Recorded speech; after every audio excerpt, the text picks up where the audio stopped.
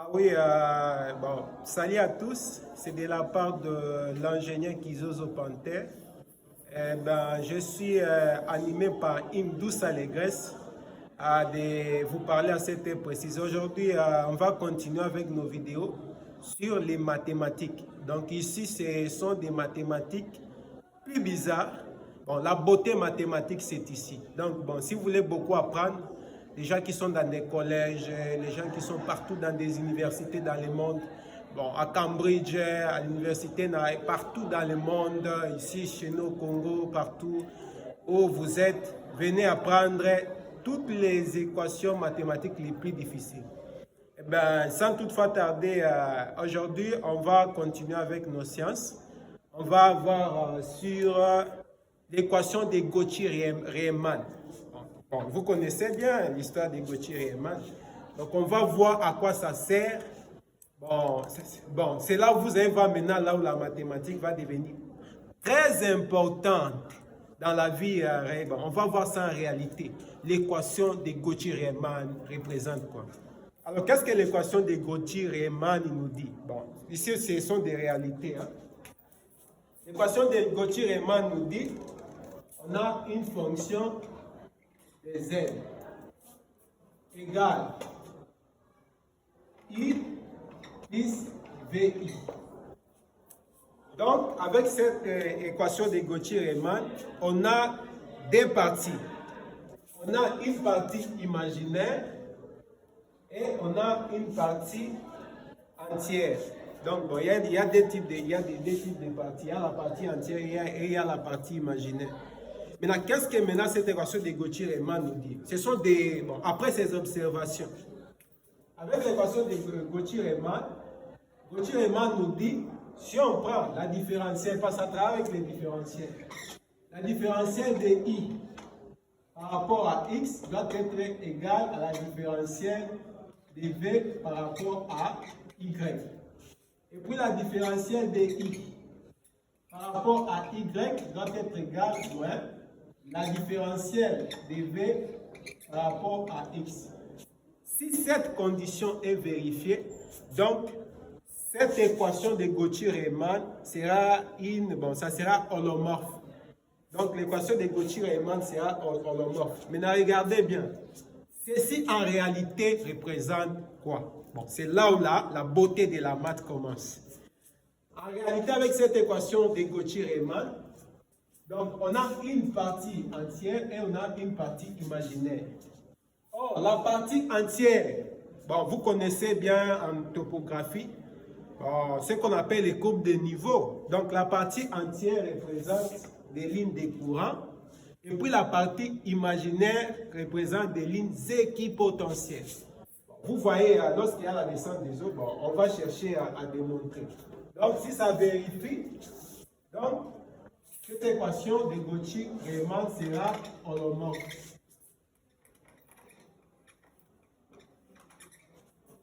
On va prendre un exemple pour chercher à illustrer et à démontrer tout ce que je viens de dire. Bon, vous avez l'exemple typique. Exemple, vous avez f de z égale, on prend par exemple z carré plus 1. Est-ce que cette équation de Cauchy-Riemann est holomorphe? Vous voyez. Or, ici, on va se situer dans l'ensemble des nombres complexes. Donc, vous connaissez bien les z égale x plus yi. Donc, les z égale à x plus yi. Bon, les gens qui calculent beaucoup des intégrales curviligne connaissent bien de quoi je parle. Alors, bon, c'est ce qu'on va remplacer ici. Avec cette équation de Cauchy-Riemann, vous remplacez là où il y a z par x plus yi. Maintenant, ça va donner quoi? Donc, on aura x plus yi au carré plus 1. Or, ça, c'est une identité remarquable. Avec une identité remarquable, bon, vous connaissez bien la méthode de Pascal et autres.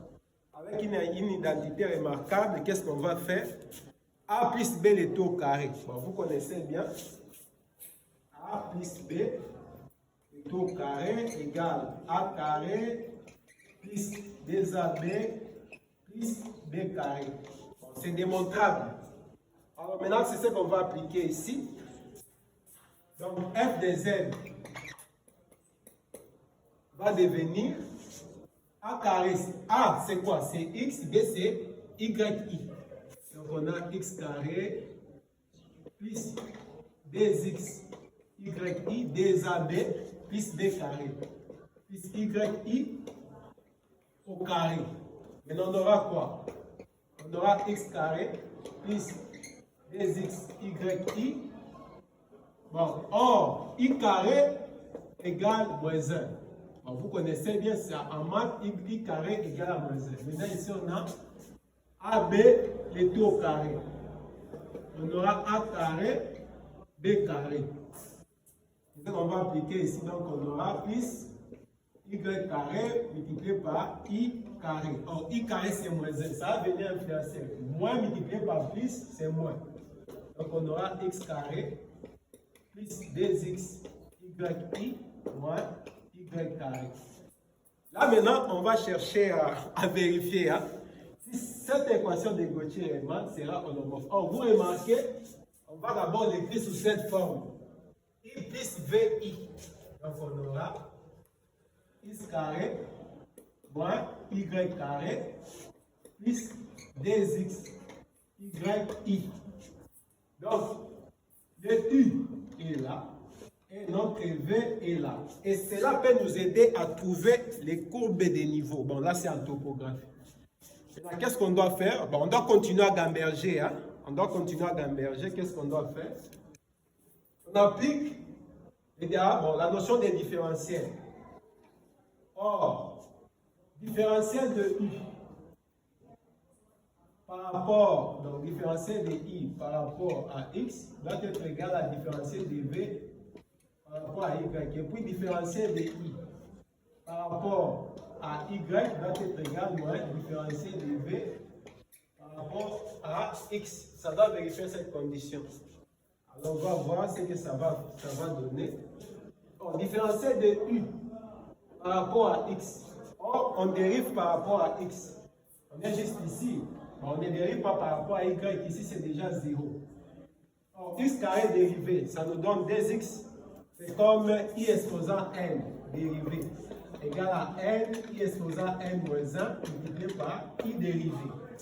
Donc, bon, vous appliquez ça ici. N, c'était, ça descend, moins 1, ça va rester seulement 1. Donc, 2x, x dérivé, c'est 1. Donc, on aura juste 2x. Et ça sera égal différentiel de v par rapport à y. Par rapport à y, on dérive juste y. Donc ici, c'est comme une constante. Donc 2x ici, c'est comme une constante. Par rapport à y, vous remarquez déjà, y dérivé, c'est 1. Donc, une variable dérivée, ça nous donne l'unité, c'est 1. Donc, on va essayer juste avec 2x. On vient encore, deuxième condition, différentiel de u par rapport à y. Par rapport à y, on est là. Moins y carré dérivé. Bon, ici, c'est déjà 0. Vous voyez que ça va rester moins 2y. Et ça sera égal à la différentielle de v moins la différentielle de v par rapport à x. Vous remarquez déjà quand on dérive x, ici c'est 1, on reste seulement avec 2y. 2y. Vous voyez, ça donne la même chose. Comme ça donne la même chose, donc cette équation de Gautier-Riemann est holomorphe. Et en réalité, ceci représente, vous voyez, on a une partie entière et une partie imaginaire. Donc la partie entière ici, bon, en vérité, ce sont, bon, par rapport à l'écoulement des eaux, les gens qui voient, bon, qui partent au niveau des fleuves, des plages et autres, ce sont des lignes équipotentielles. Vous voyez, des lignes de courant. Ça, c'est les lignes de courant. Et la partie imaginaire, ce sont des lignes équipotentielles. Donc, la partie imaginaire, ce sont des lignes équipotentielles. Or, les lignes équipotentielles, ce sont, bon, on ne voit pas ça à l'air ni c'est bon. Vous voyez, quand vous arrivez au fleuve, vous allez voir seulement des lignes de courant par rapport à la descente des eaux. Donc, ici, on a ligne de courant Et de ce côté ici, par rapport à l'équation de Cauchy-Riemann, ce sont des lignes équipotentielles.